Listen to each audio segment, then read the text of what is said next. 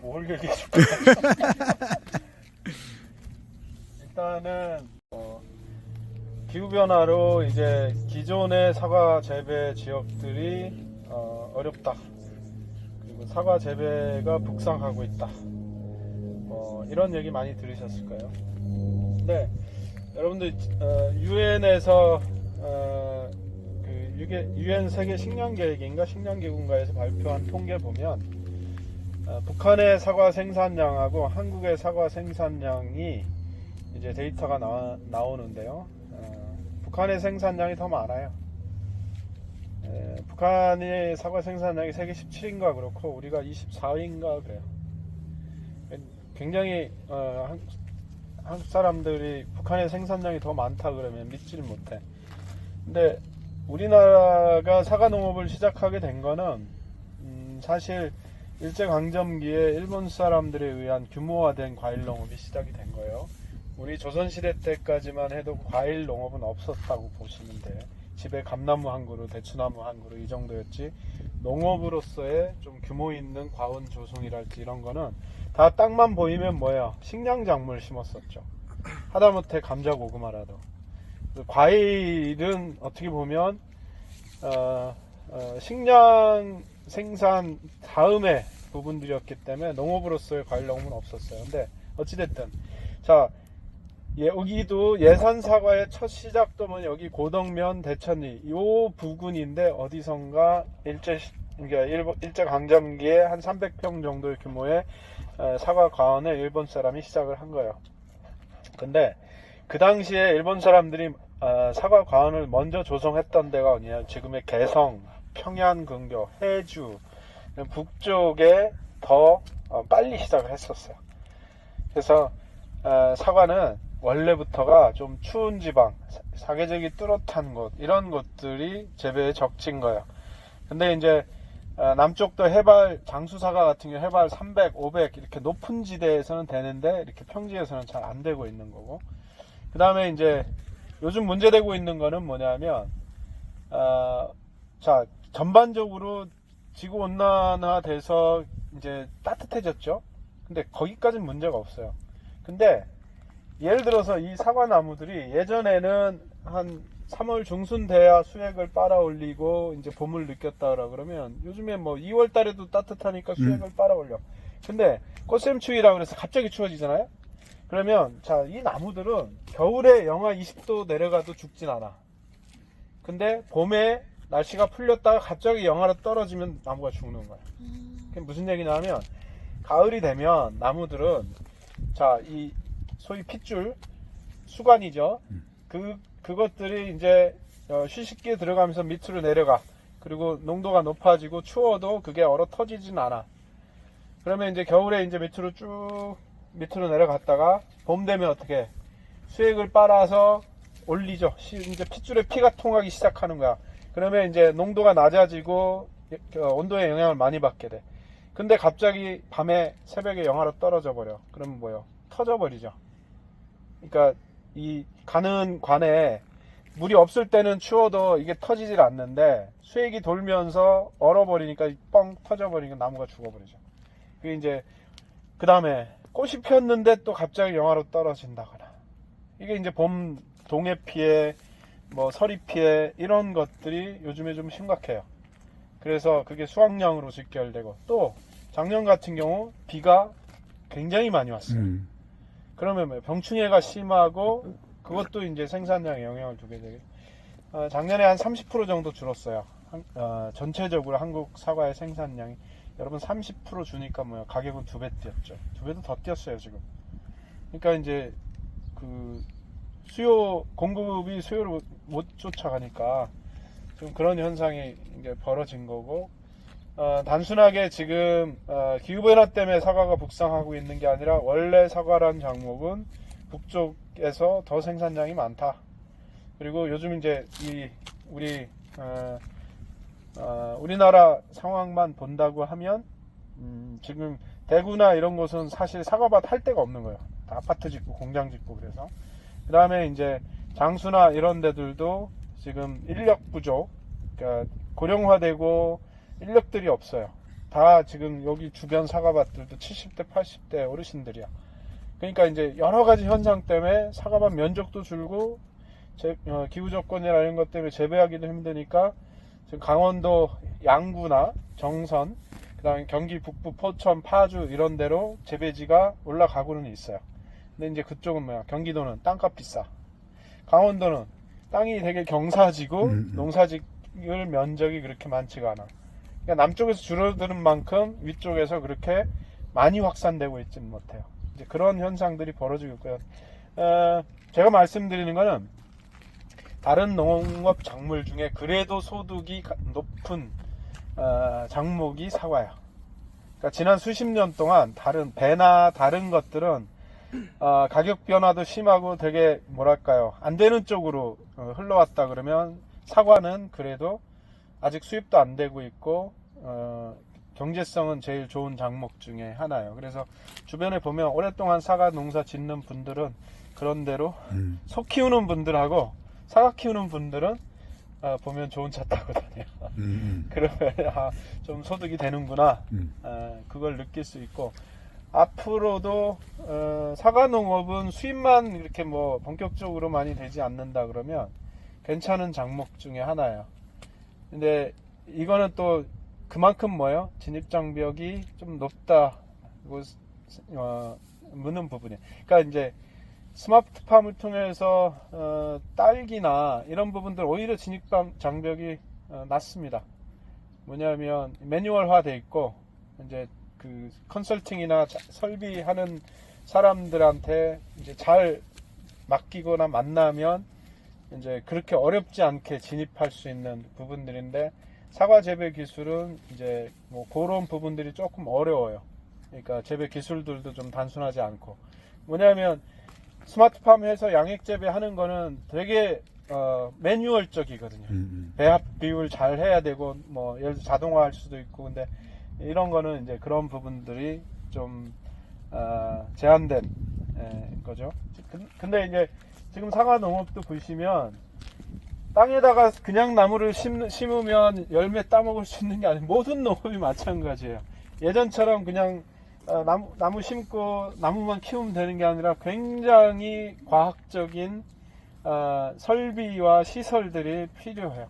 아까 예를 들어서 비가 안 올 때를 대비해서 충분한 이제 수분 공급을 할 수 있는 적시적기에 그런 장치도 해놔야 되고, 또 아까 봄에 꽃 폈을 때 꽃이 어는 부분들을 막으려고 하면, 이제 외국 같은 경우는 포도밭 보면 중간중간에 드럼통 놔두면 새벽에 날씨가 영하로 떨어지잖아요. 그러면 거기다가 폐타이어나 아니면 집 같은 걸 해서 불을 질러. 그래서 이제 포도원이나 사과밭이 꽃이 얼지 않도록 새벽에. 그 다음에 캐나다 같은 경우 어떻게 하냐면요, 열기구를 띄워가지고 이 포도밭이, 사과밭이 영하로 떨어진다 새벽에, 그러면 사이렌을 울려. 엥 하고 사이렌을 울려요. 그러면 농장주가 어디론가 전화를 걸어. 어디로 오냐? 헬기 회사에. 그래서 헬리콥터가 와요.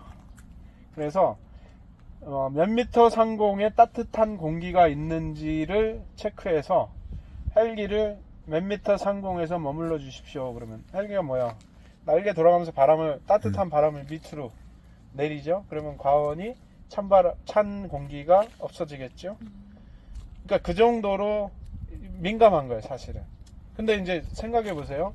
봄에 꽃이 싹 피었는데 갑자기 꽃샘추위가 와서 영하로 떨어져서 꽃이 얼어버렸어. 그러면 뭐요? 한 해 농사 망하는 거예요. 그 해에. 그러니까 그거 관리 잘해야 되겠죠. 근데 이제 예전보다 요즘은 그런 피해가 잦단 말이에요. 그러니까 지금 여기 설비하고 있죠. 요 노란 이런 것들. 자, 이게 뭐냐면 봄에 이제 그 영하로 떨어졌다 그러면 여기다가 열풍기를 달아요. 그래서 가동을 하면, 자, 따뜻한 공기가 위로 올라가겠죠. 열풍기가. 그러면 저 팬이 사과밭 쪽으로 따뜻한 공기들을 보내겠죠, 위에서. 그쵸? 그래서 지금 몇 개냐면 하나, 둘, 셋, 넷, 5개에서 쫙 따뜻한 공기를 보내면 이 사과밭 전체가 이제 마이너스 온도에서 예를 들어 1도 정도로 얼지 않을 정도로 그렇게 되겠죠. 근데 이런 설비가 없으면 예를 들어서 우리는 그 봄꽃 어는 피해를 막을 수 있는데 다른 밭들은 못하는 거예요. 우리는 제대로 생산할 수 있는데 다른 밭들은 그런 게 안 되는 거죠. 그러니까 이제 이런 대비들을 1년에 한 번, 뭐 2년에 한 번 피해를 보더라도 본전 뽑는 거죠. 이런 시설들을. 그 다음에 요즘에 이제 여름에 보면 막 35도, 40도 너무 더워. 햇볕이 너무 따가워. 그래서 사과가 맛있게 익어가는 게 아니라 진짜 화상 입어.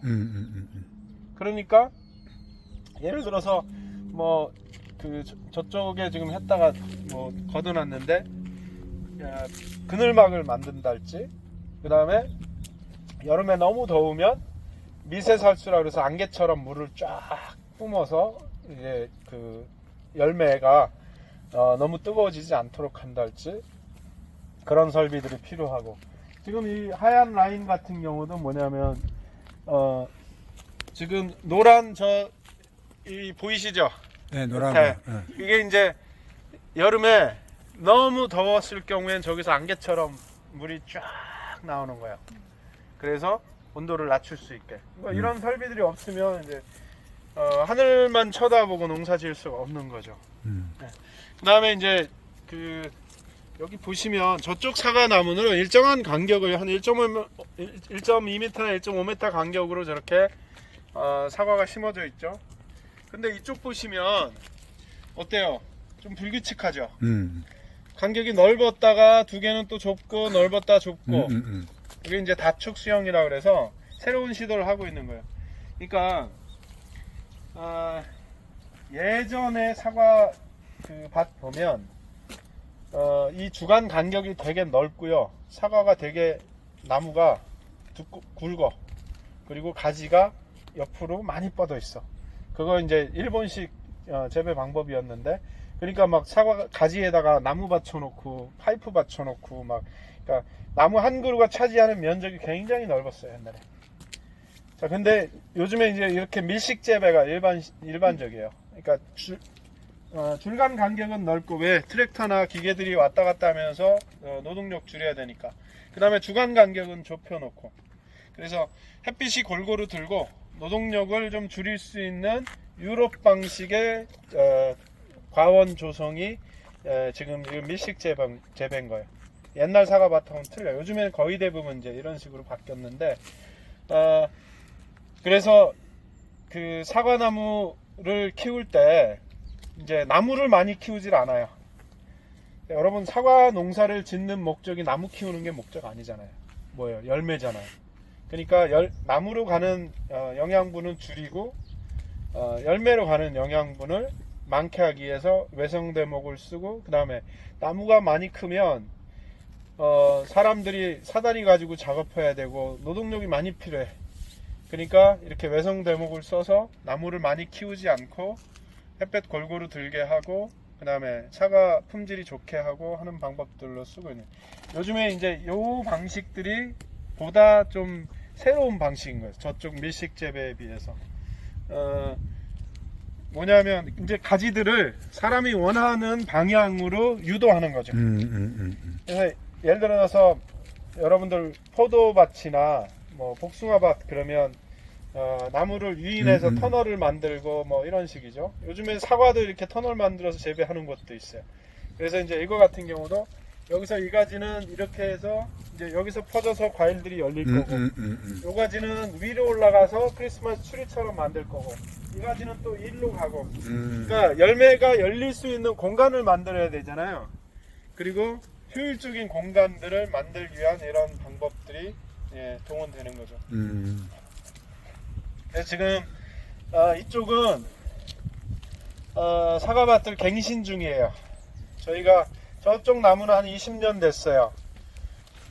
사람도 안타깝지만 70 되고 80 되면 이제 육체적 능력들이 떨어지잖아요. 나무도, 사과나무도 뭐 50년 100년 따먹을 수 있는 게 아니라 한 20년 25년 되면 다시 갱신해야 돼. 그래서 지금 새롭게 조성 중인 거예요, 이쪽. 몇 년 정도 하면은 이렇게 사과 어느 정도 올라가던가요? 예전에는 한 4년, 5년 돼야 딸 수 있었는데요.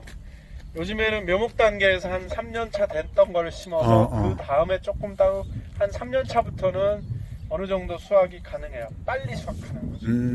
그러니까 묘목 단계에서 좀 키워서 심기 때문에. 이쪽으로 와보세요. 아까 우리 김정 선생님이 옆에 뭘 달아놓는데 뭘 달아놓는 거 물어봤어요, 이거? 나무마다 이거요? 자, 여러분 아주 중요한 거예요. 네, 그런 얘기가 있어요. 겸손한 사람이 크게 된다. 겸손한 나무가 큰 사과를 맺어요. 무슨 얘기냐면 가지가 이렇게 하늘로 뻗으면 열매가 크질 않아. 그래서 가지를 겸손하게 밑으로 유인하면 그 가지에서 큰 사과가 열려요. 그래서 이건 무게추예요. 속에 쇳덩어리가 들어있어. 그래서 어떤 분들은 이거를 시멘트로 만들기도 해요. 끈 달아서. 그래서 이것도 이제 좀 더 크면 이렇게 유인을 해요.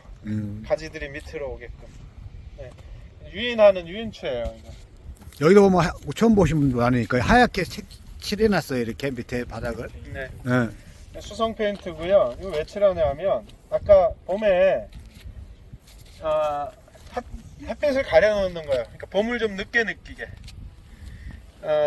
예를 들어서 이걸 안 칠해 놓으면 얘가 조금만 햇볕 따사롭고 그 다음에 온도가 올라가면 봄이구나 하고 이제 소위 수액을 빨아 올리긴 날짜가 빨라져. 근데 여기까지 칠해 놓으면 얘가 봄을 늦게 느껴. 그러니까 상대적으로 꽃샘추위 왔을 때 시기를 늦추니까 피해 덜 받죠. 네, 그런 것 때문에 칠해놓는. 근데 실질적으로 대부분의 우리 의성도 마찬가지겠지만 나무가 일본식이래 이잖아요. 근데 이게 유럽식인가요? 그렇죠. 그러니까 세워서 하는 게? 지금 뭐 경북도 주로 이탈리아 티롤 지방이나 유럽 스타일로 밀식 재배 많이 하고 있는데 우리 사과 농업 아까 얘기했듯이 일제강점기 일본 사람에 의해서 시작됐다 그랬죠. 1990년대 초반까지 말까지만 해도 일본의 품종과 일본의 재배 방법을 도입해서 일본식 사과 농업을 많이 해왔어요. 그거는 뭐 부정할 수 없는 사실이에요. 자, 후지 사과 일본 거죠. 아오리 일본 거죠. 다 품종들이 일본에서 온 것들이 많았어요. 최근에 이제 가몽이랄지 아리수랄지 이런 것들 한국에서 재배하고. 자, 일본은 어디에서 왔냐? 결국엔 유럽에서 온 거예요. 그래서 일본의 특징은 뭐냐면 또 자기 시스템화해서 사과밭을 뭐냐면 되게 노동집약적이에요. 그래서 일본 사과밭은 크지 않아요. 그리고 노동력이 많이 필요한 그런 방식이야. 그러니까 아까 일본식 뭐 나리타식 전정은 나무 한 그루가 차지하는 면적이 되게 넓어. 그러니까 사람이 할 일이 되게 많아. 근데 이제 우리나라는 고령화되고 뭐 힘드니까 이제 농촌진흥청에서 또는 농민들이 스위스나 독일이나 이탈리아를 가보기 시작한 거지. 그래서 유럽식 노동력을 줄이면서 좀 생산량을 극대화시키는 예를 들어서 그 사과 수용에 있어서도 예를 들어 일본의 나리타식 뭐 전정이나 이런 것들이 아니라 이제 유럽식 전정. 그 다음에 밀식 재배도 다 유럽식이에요. 자, 특징은 뭐냐면 키가 낮고 그 다음에 기계화가 가능한 뭐 이런 특징을 가지고 있죠. 그래서 노동력 줄이는. 그래서 요즘에는 다 이제 뭐랄까 유럽식 스타일 또 이제 변형된 한국식 스타일 그런 것들. 그래서 나무를 요즘에는 이제 크리스마스 트리처럼 이렇게 가지를 막 옆으로 길게 늘어뜨리는 게 아니라 이렇게 그게 뭐 솔렉스 스타일 뭐 전정 방법이라 그러는데 그런 스타일로 하고 있죠. 평당 그 양은 어때요? 평당 양은 어떤 차이를 보면? 이 밀식 재배가 생산 효율도 더 좋죠. 그리고 관리하기도 좋고 품질도 더 낮고. 자, 토양을 지금 이쪽 부분을 꺾어놓으시는 거 자, 말이죠. 여러분들 사과나무의 가장 좋은 토양은 뭐냐 하면 자, 우리나라가 좀 굉장히 잘못된 것 중에 하나가 뭐 어느 지역이나 뭐 황토 땅에 재배한 황토 사과, 무슨 황토 고구마 뭐 그런데 과수농업에서 제일 좋은 땅은요, 배수가 잘 돼야 돼요. 배수가 잘 돼야 돼. 마사토가 제일 좋아. 이런 모래. 음. 그러니까 비가 오면 이렇게 잘 빠지는 황토 땅 제일 안 좋아요, 사실은. 그러니까 이제 우리나라 근데 전 국토가 80%가 황토 땅이야. 점토나 황토. 물 빠짐이 안 좋아. 그러니까 지금 이거는 나무를 새로 심으면서 뭐예요?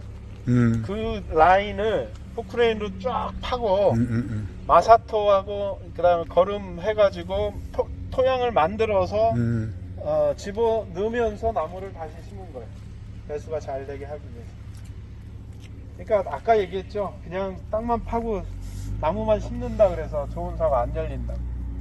그러니까 그런 것들을 다 고려하고 심은 사람하고 그냥 땅에다가 묘목 갖다 사과만 심은 사람하고 이제 엄청난 차이가 결과로 나타나는 거죠. 네.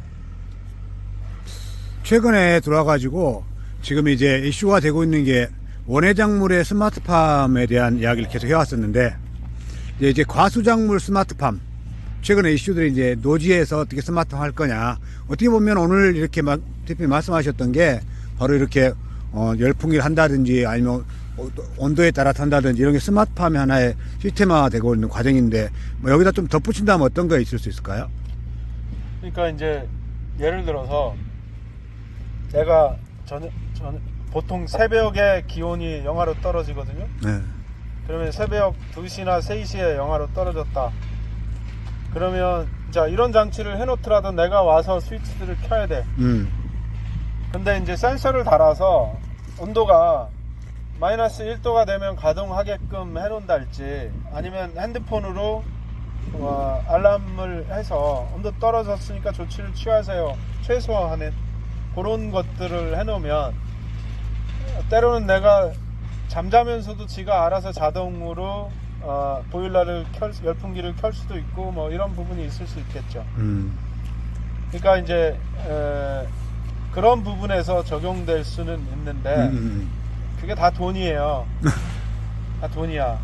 그러니까 이제 그런 센서나 그런 것들이 다 비용이 들어가는 부분이라, 과연 그게 다 적용했을 때 경제성이 있느냐 하는 부분들이 좀 있을 수는 있는데, 요즘에 이제 그런 제어 기술이나 센서나 이런 것들이 많이 발달되고 가격도 그렇게 많이 높지 않아서 이제 핸드폰하고 연동한달지, 그런 센서 달아서 자동적으로 온도 컨트롤을 한달지, 이런 것들을 해놓으면 되게 편해지는 거죠.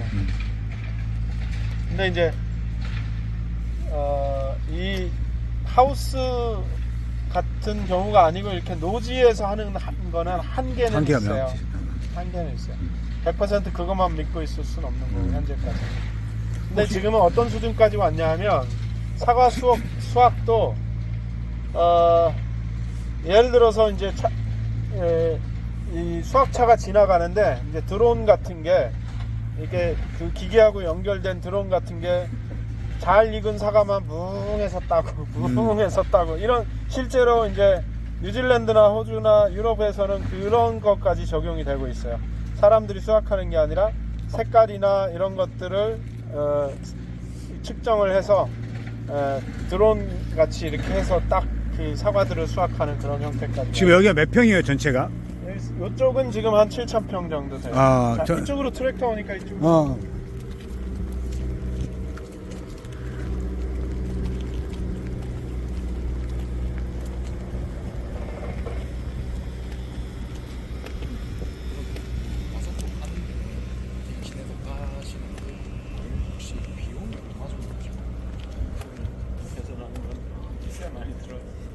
갔다가 트럭 받아서 하는 거니까 좀.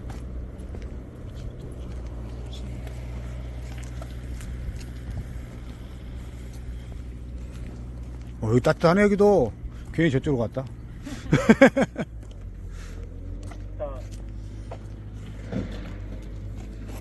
지금 보시면 이제 이쪽하고 확연히 구분되죠.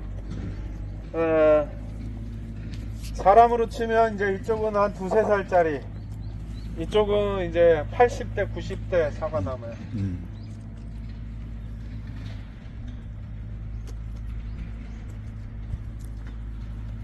자, 이쪽 오래된 사과나무도 자세히 보시면 몸통은 되게 나이를 들었는데 이 가지들은 되게 영해. 그러니까 항상 좋은 결실을 얻으려면 신선한 가지를 활용해야 돼요. 그리고 늙은 가지들은 도태시키고. 그러니까 해마다 겨울마다 예를 들어서 이제 굵은 가지들은 잘라내버리고 새로운 가지 받아서 그 다음에 거기서 사과 수확하고 이런 방식인 거죠. 그래서 보시면 몸통하고 이렇게 뻗어 있는 게 굵고 크질 않죠. 예? 이게 이제 한 20년 된 사과나무고요. 이제 내년이나 내후년 되면 퇴역할 친구들이에요. 20년 동안 농민을 위해서 이제 소득을 만들어준 나무들이죠. 우리가 사과 농장에서 이제 오늘 처음 1학년들이어서 그러는데 비배 관리, 그 비배 관리에서 중요한 포인트는 병해충하고 딱 두 가지만 이야기해 주시면, 사과 농장을 이번에 갈 기회가 많지는 않거든요, 얘들이. 그래서 그런 간단한 것만 이야기해 주고. 간단하진 않지만 기본적인 원리. 일단 이제 사과 과원의 이제 좀 전반적인 부분에서 제일 어려운 부분이 이제 풀 관리 부분하고 그 다음에 이제 병해충 방제, 특히 요즘에 이제 화상병, 그러니까 소위 사과나무에 코로나 같은 거예요. 그러니까 화상병 같은 경우는 특히 맷구루가 발생됐다고 확정 판정을 받으면 이 사과밭 다 없애야 돼. 전염성이 크기 때문에. 그래서 요즘에 이제 저쪽 제천이나 충주 뭐 이런데 사과밭들이 많이 폐원되기도 하고 그랬는데, 첫째 뭐냐면 건강한 묘목을 심어야 돼요. 그러니까 묘목 상태에서 이제 무독성 묘목을 생산하고 거기에 오염되지 않은 묘목들을 갖다 심어야 되고, 그 다음에 이제 예전보다는 그 방제 부분들이 좀 많아졌어요. 비가 많아져서. 그러니까 예를 들어서 예전에 뭐 1년에 8번이나 9번 소독을 했다 그러면 지금은 뭐 14번, 15번. 그러니까 이제 탄저나 비가 많이 오니까 이제 탄저나 그런 것들이 많아지니까, 그러니까 사과가 썩어 들어가는 거예요. 이제 그런 것들 제때, 뭐 예를 들어 비 왔을 때 제때 해줘야 되고, 그 다음에 요즘에는 그냥 때 되면 약을 치는 게 아니라 여기 이제 트랩 같은 거를 해놔서 어떤 곤충들이나 어떤 해충들이 발생이 되는가, 그러니까 많이 있는가, 뭐 이런 조사들을 해서 적시에 방제를 한달지 뭐 이런 것들이 필요하고요. 그 다음에 이제 퇴비나 이런 것 될 수 있으면 이제 개분이나 이런 것들하고 톱밥이나 이런 것들 해서 만들어 놨다가 이제 적시에 주는 부분들이 있을 거고, 그렇죠 뭐. 그 다음에 이제 저희는 과거에 분양하다가 지금은 분양을 안 하고 있어요. 분양할 나무가 없어 지금. 그러니까 여기 나무에다 이름표 붙여주고 한 그루에 10만 원씩 받고, 이제 가을철에 그 나무에 있는 사과는 이름표 붙여놓은 사람들이 와서 따가는 그런 제도도 시행한 적이 있었고요. 한때는 이제 고구에 뭐 한 300가족, 400가족 이렇게 해서 축제 때는 어마어마하게 그 사람들이 와서 사과도 따가고 뭐 이런 제도도 시행했고요. 그러니까 그거는 이제 저희 같은 곳은 이제 그 초기에 사람들을 끌기 위해서 하긴 했는데, 지금은 그게 이제 할 수 없는 그런. 근데 여기 운성농원 보면 가을 되면 외국인들이 오셔가지고 사과 막 그 피킹과 체험하는 거, 그 얼마 하는 거예요, 이게?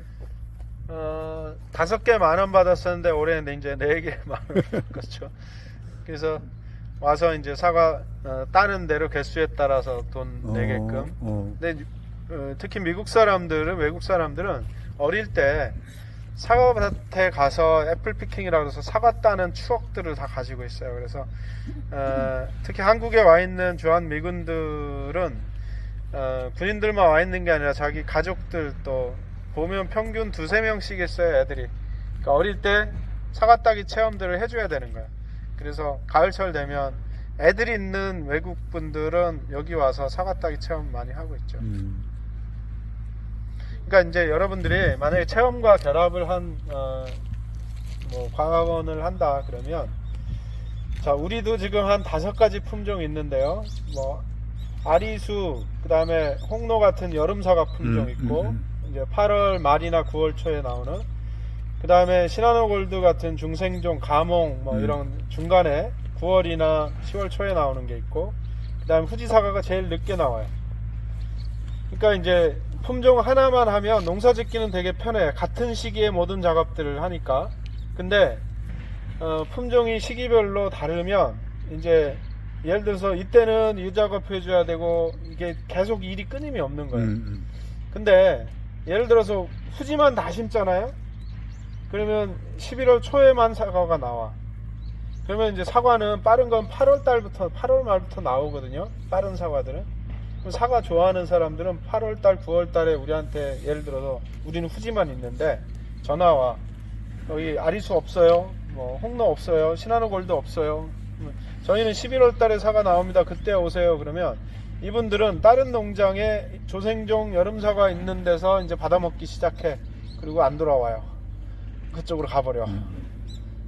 그러니까 직거래나 이런 걸 하려면 이제 그 배분을 해야 되는 거예요. 조생종, 중생종, 만생종 해서 8월부터 시작해서 11월 말까지 사과가 끊임없이 나오게끔, 그래서 고객 관리를 할 수 있도록 뭐 그런 것도 좀 신경을 써야 돼요.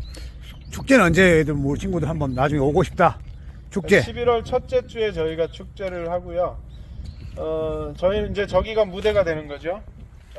테라스가 무대가 되는 거고, 그 다음에 여기에 파라솔들을 쫙 펴서 이제 한 번에 한 500명 정도가 앉을 수 있고, 스탠딩까지 하면 한 1000명 정도가 즐길 수 있는 그런 축제장으로 변해요. 그러면 이제 축제가 다른 거 없어요. 저기서 음악 공연하고 바베큐 있고 애플파이 있고, 그 다음에 사과 딸 사람 사과 따고, 여기 칵테일 바에서 술 무료로 주고.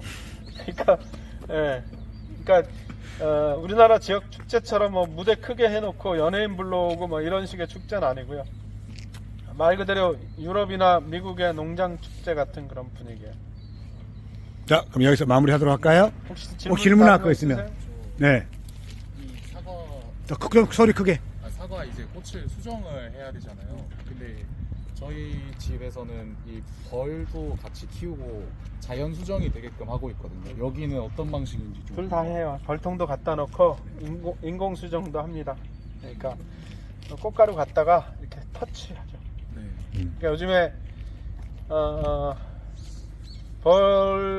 벌이 많이 줄기도 했고요. 자연 수정 힘들다고 보고, 그리고 이제 저희가 벌통을 한 10개 갖다 놓고 하기도 하고, 둘 병행해. 또 뭐 다른 질문? 질문 있습니다. 네. 이 방송에 벌은 어떤 종류의 벌을 사용하시는? 토종벌을 사용하시는지? 아니, 그러니까 일반 그 꿀벌, 양봉 벌통 빌려오죠, 저희가. 전문으로 수정하는 벌. 그러니까 그 꿀 생산하는 벌꿀통 저 건너편에 양봉하시는 분 벌통 돈 줘요. 공군은 한 몇 개 정도? 네? 10개. 공군 10개 갖고 와서 갖다 놓는다. 그리고 인공수정에 많이 의존해요, 저희는. 또 질문 없으면 들어가가지고 이제 저희들 마무리하도록 할게요. 오늘 감사합니다. 네. 네, 고맙습니다.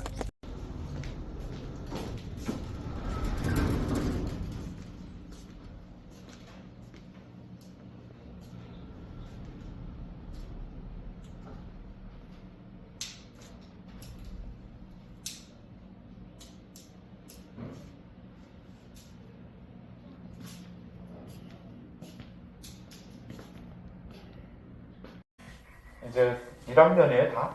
1학년.